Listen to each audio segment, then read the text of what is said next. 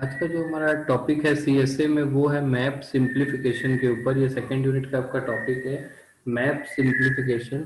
तो हमारे Boolean expression को सिंप्लीफाई करने के लिए एक मेथड होता है map simplification. The map method involves a simple straight forward procedure for simplifying Boolean expressions. Boolean expression को सिंप्लीफाई करने के लिए एक बहुत ही सिंपल और बहुत ही आसान जो मेथड है वो है मैप सिंप्लीफिकेशन। इसमें एक मैप के द्वारा हम किसी बुलियन एक्सप्रेशन को सिंप्लीफाई कर सकते हैं। यहाँ पर आप देख पा रहे होंगे कि जो मैप सिंप्लीफिकेशन है यहाँ पर हम के मैप टेक्निक का यूज करेंगे। इसका पूरा नाम कर्नॉफ मैप है और ये किसी रिसर्चर के नाम के ऊपर रखा हुआ है। तो इस टेक्निक के द्वारा हम किसी बुलियन एक्सप्रेशन को आसानी से सिंप्लीफाई कर सकते हैं। यहाँ आप देख रहे होंगे कि टू वेरिएबल मैप को हम कैसे रिप्रेजेंट करते हैं। तो ये इस टेक्निक में हम सबसे पहले एक मैप बनाते हैं जिसमें यहाँ पर आपके पास एक टू वेरिएबल मैप बना हुआ दिख रहा होगा। टू वेरिएबल मैप का मतलब होता है कि दो इनपुट वाला अगर कोई सर्किट है जिसमें दो इनपुट और एक आउटपुट हो रहे हैं तो उसको सिंप्लीफाई करने के लिए इस तरीके का मैप डिजाइन किया जाएगा। दो वेरिएबल का मैप इस तरीके से बनेगा m1 m0 m1 m3 और m4 लिखा हुआ है और इसको इस तरीके से यहाँ x और y के द्वारा दिखाया जाएगा। x और y इनपुट है और यहाँ पर x की दो वैल्यू हो सकती है 0 और 1, y की दो वैल्यू हो सकती है 0 और 1। तो यहाँ पर आप देखेंगे कि ये सेम एक मैट्रिक्स जैसा होता है। अगर हम सी लैंग्वेज या किसी दूसरे लैंग्वेज की बात करें जो प्रोग्रामिंग लैंग्वेज है उसमें हम मैट्रिक्स को इस प्रकार से इंडेक्स वैल्यू के द्वारा हैंडल करते हैं, सेम ये उसी प्रकार से हैंडल कर रहा है। यहाँ पर इस ये वाला जो सेल है इसकी वैल्यू जो है 0 0 है, इसलिए यहाँ पर एक्स डैश और वाई डैश लिखा गया है क्योंकि एक्स की वैल्यू एक्स लिखने पर उसकी वैल्यू 1 मानी जाएगी। एक्स डैश वाई डैश, यहाँ पर है x की वैल्यू 0 और y की वैल्यू 1 तो x डैश y। सेम इसी तरीके से x और y डैश और यहाँ पर x और y क्योंकि यहाँ पर 1 1 है। तो अब यहाँ पर हम देखेंगे कि कैसे टू, ये एक एग्जांपल दिया हुआ है कि टू वेरिएबल का जब हम मैप बनाएंगे तो उसे कैसे रिप्रेजेंट करेंगे। आगे देखते हैं representation of functions in the two variable map. Two variable map में किसी फंक्शन को कैसे रिप्रेजेंट किया जा रहा है। तो आप यहाँ पर देख रहे होंगे कि ये जो एक मैप बना हुआ है लेफ्ट साइड में जिसमें ए कैप्शन दिया हुआ है, ये टू वेरिएबल मैप है। इसमें x और y दो इनपुट दिए गए हैं, x की वैल्यू 0 और 1, y की वैल्यू 0 और 1। इस 1 को y कहा जा रहा है क्योंकि y में जब सिग्नल आएगा तो 1 होगा वो। तो यहाँ पर y जो है वो पॉजिटिव सिग्नल के साथ है। तो आप यहाँ पर देख रहे होंगे कि इन चारों बॉक्स में ये ब्लैंक है, ये ब्लैंक है, ये ब्लैंक है और ये 1 है। ब्लैंक मतलब 0 होता है। तो यहाँ पर ये जो मैप है जिसमें चार डब्बे बने हुए हैं और राइट साइड का जो सबसे कॉर्नर वाला डिब्बा है इसमें 1 लिखा है। इसकी क्या मीनिंग है? अगर मैं पूछूं कि इसकी मीनिंग क्या है तो अब कोई बता सकता है सर क्या मीनिंग है?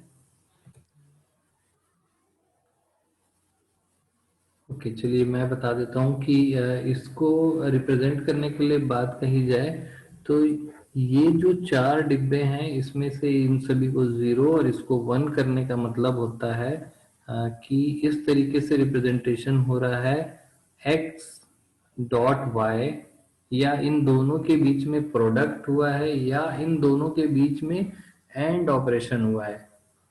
तो आप यहाँ पर देख पा रहे होंगे कि मैं अगर इस तरीके से आपको समझा सकता हूँ तो ठीक है कि अगर मैं एंड ऑपरेटर का ट्रुथ टेबल लूँ तो यहाँ पर x और y लेते हैं हम और इस तरीके की हम टेबल बनाते हैं। x की वैल्यू 0 0 0 1 1, यहाँ पे 1 0 और 1।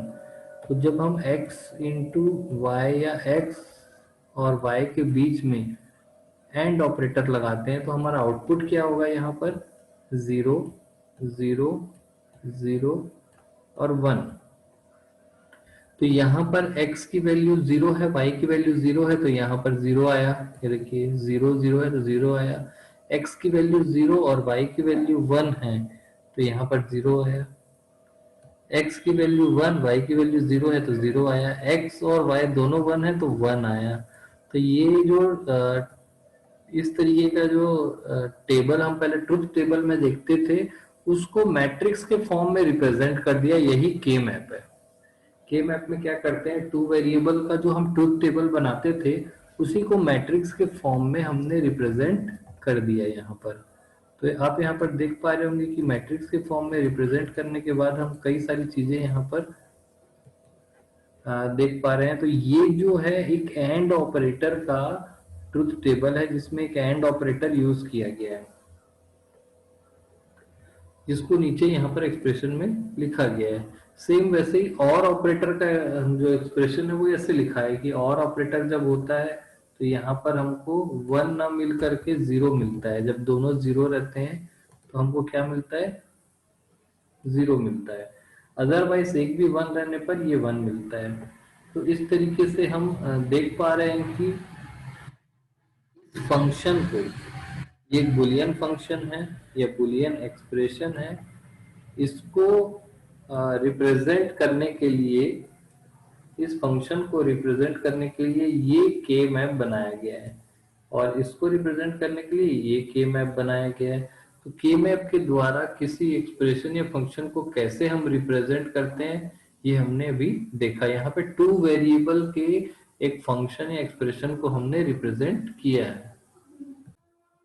चलिए आगे देखते हैं कि तीन वेरिएबल के फंक्शन या एक्सप्रेशन को हम कैसे आगे बढ़ा सकते हैं। तीन वेरिएबल के मैप को देखते हैं कि थ्री वेरिएबल का मैप कैसे दिखाई देगा आपको।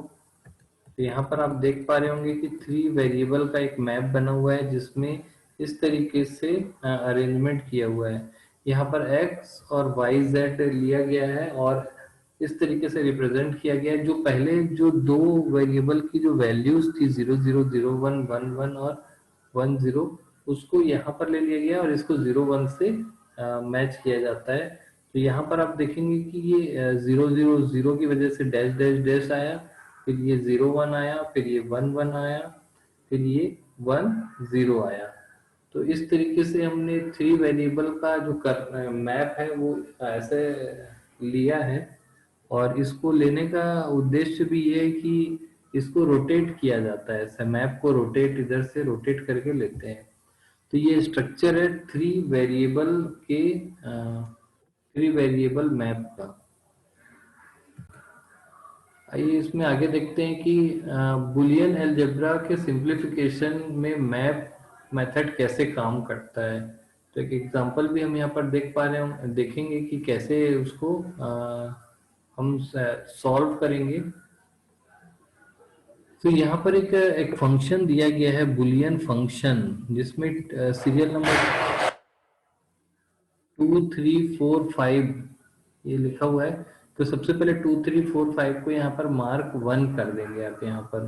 तो यहाँ पर देखिए 2 3 4 और 5। आप ध्यान से देख रहे होंगे कि ये 2 का बाइनरी है, ये 3 का बाइनरी है, और ये 4 का बाइनरी है, और ये 5 का बाइनरी है। ये 2 3 4 5 की जो नंबरिंग की गई है वो कुछ इस प्रकार से रिप्रेजेंट की जाती है। आपको मैं प्रीवियस स्क्रीन पर दिखाता हूँ।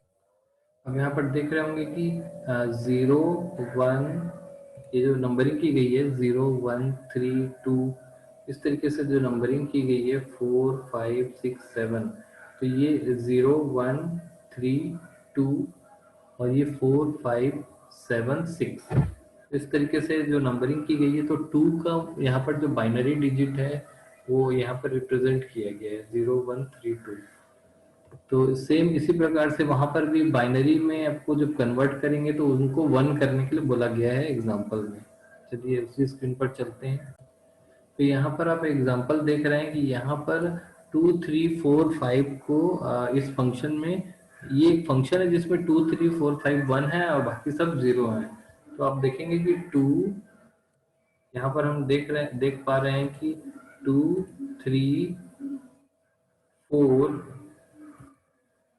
और 5 इनको 1 किया गया है और बाकी सब 0 है। क्लियर है? सबसे पहले 2 3 4 5 यहाँ पर 2 3 और 4 और 5 को 1 कर दिया गया, मार्क 1 किया गया और बाकी सभी को 0 या फिर ब्लैंक छोड़ दिया गया। ये पहला स्टेप होता है किसी फंक्शन को रिप्रेजेंट करने का। ये फंक्शन को हमने रिप्रेजेंट किया है यहाँ पर। क्लियर है?